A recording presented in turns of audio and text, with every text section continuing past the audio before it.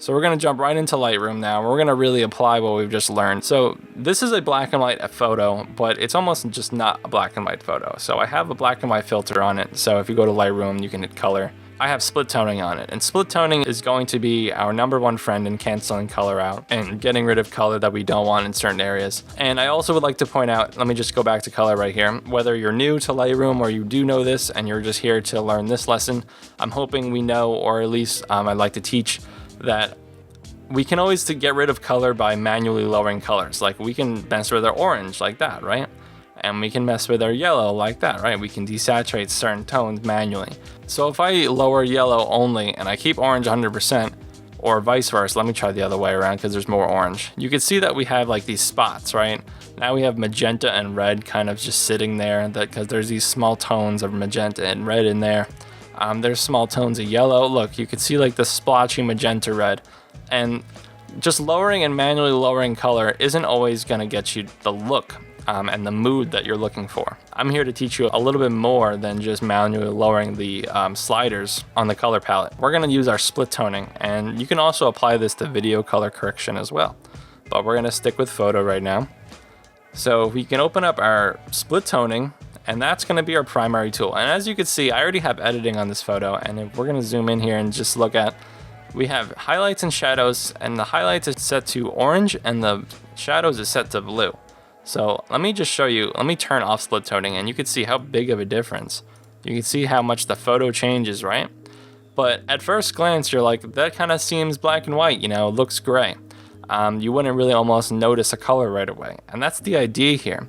So you could really see how much blue I've added, like, and you almost didn't realize it. And that's the idea here. And notice how my shadows are blue. And my cold color is in the shadows, and it's regressing in the shadows. And my highlights is my orange, it's my warm color, it's coming forward. Because our highlights, our brightest parts, are also in the foreground. We want that to really pop off the page, you know, we want that to be in the foreground. We don't want to lose that depth.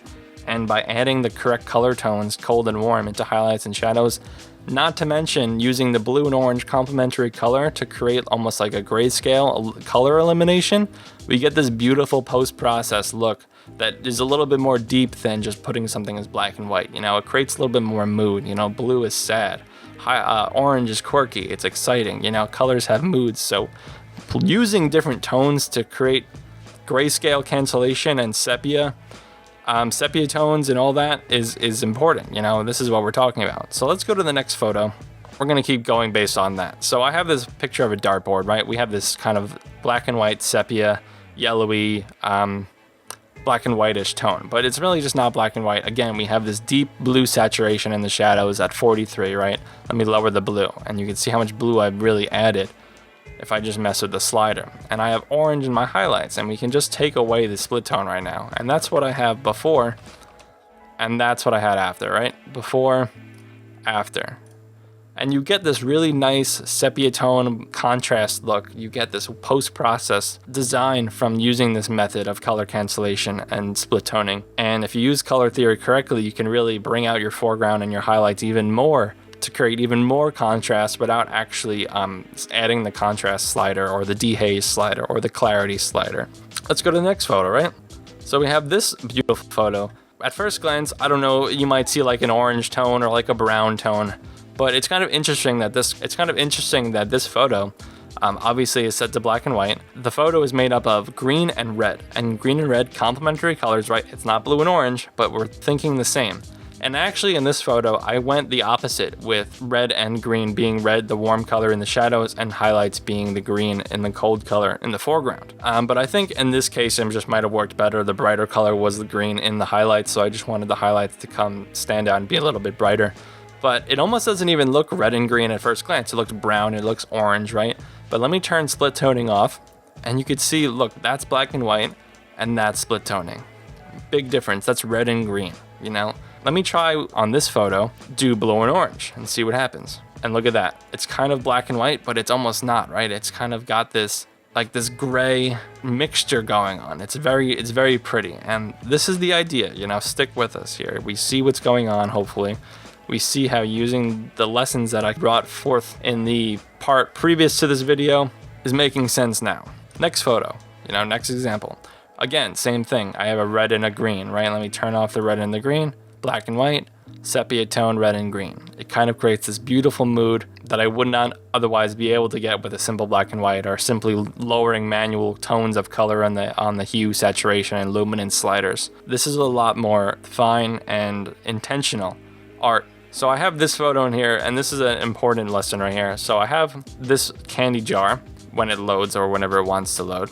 There we go. But this is the photo how I sent to the client, and I liked it this way. You know, this is kind of how it was presented. I'll show you the before and after if you'd like. Let's see here. That's the before and after. If, let's say, I didn't like all this pink and all this red, it's just too much, right? I just need to get rid of it.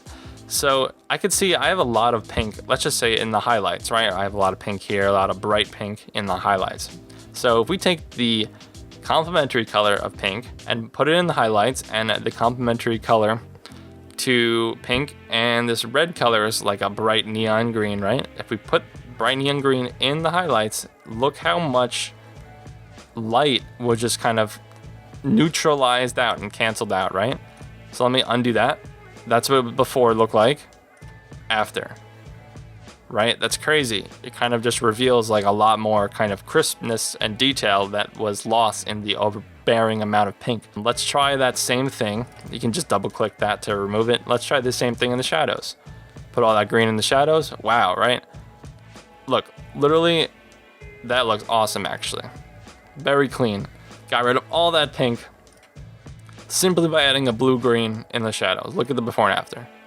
Amazing, right? And that's because light will cancel color out if it is the complement of it. If you add the complement to a certain color, when we're talking about light, it will get rid of it. It will cancel it out. It will gray it out. And that's how we get these beautiful tones. That's how we release this detail that is otherwise masked in a drowning amount of color. And if you just lower the, you know, if I were to turn split toning off and I just lowered like the magenta and the pink, like it just wouldn't, or the red, like this just does not look the same. You know what I mean? That did not look like what we had before. It just looks drier now. We lost all of our liveliness with that. And I'm not saying that happens all the time. I'm not saying that I use that menu all the time on every photo, but this is specifically, we're talking about color elimination and canceling, and the fact that I could just turn that blue up there and kind of eliminate a lot of that tone without ruining the entire vibe of the photo. Big difference. So let's go to this photo. This is a photo that I gave to a client, right?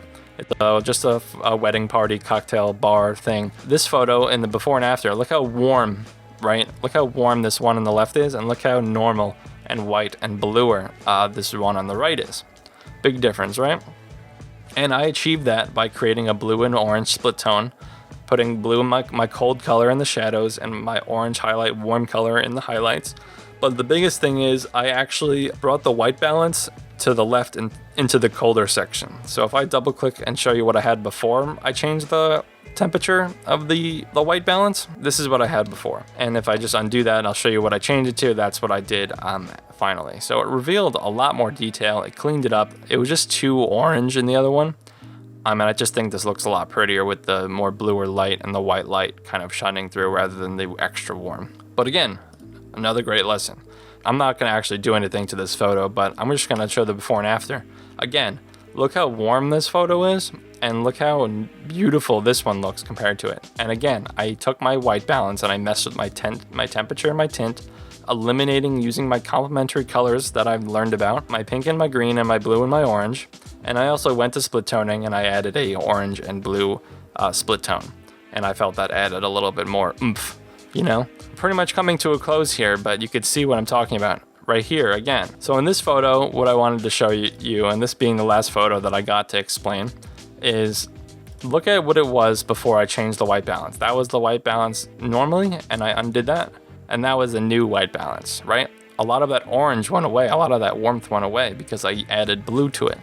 I also have a blue and orange split tone as well. All right, everybody, thank you so much for watching this video. I hope you've learned something because I use this technique all of the time to create beautiful sepia tone photos and black and whites and, you know, a lot of warm, overly orange photos or anything really. You can get rid of green, yellow, blue, whatever color you want to get rid of. you have to understand that you have to use its complementary color to get rid of it. Yes, you can lower it with the hue, saturation, luminance tabs in Lightroom, but realistically, a really nice way to do it and get a really good result from it would be to use the complementary color idea and understand how light adds and subtracts in certain settings.